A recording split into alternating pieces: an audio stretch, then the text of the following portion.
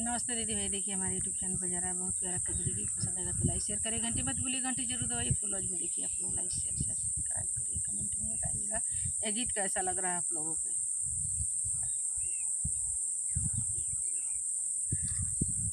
सावन में हम खेलबो कजरिया, घरे आइया परदेसिया ना।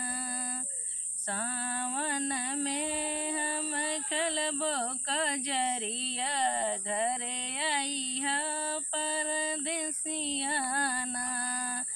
घरे आइया परदेसिया ना हो, घरे आइया परदेसिया ना।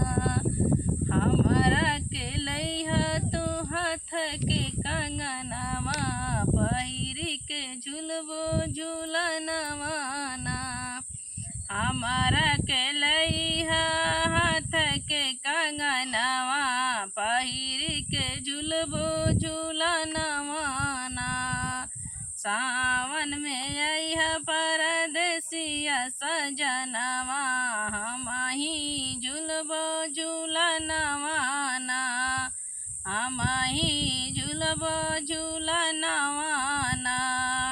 सावन में अइहा पिया तू अरे घरवा, सावन में अइहा परदेसिया तू घरवा।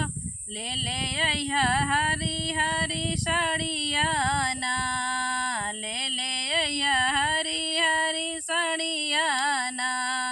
साड़िया पहिरी पिया खेलबो कजरिया, साड़िया पहिरी पिया खेलबो कजरिया ना। सावन में घरे अइहा परदेसिया, हमही खेलबो कजरिया ना। हमही खेलबो कजरिया ना।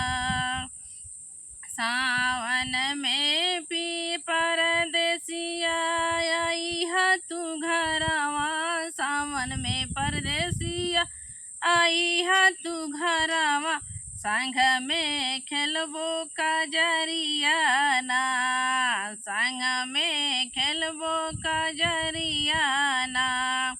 हमारा के लइहा पिया हरी हरी चूड़िया, हमारा के लइहा पिया हरी हरी चूड़िया।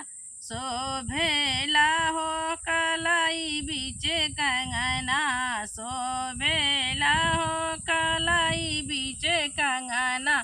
हरी हरी सावन में परदेसिया ना, हरी हरी सावन में परदेसिया ना।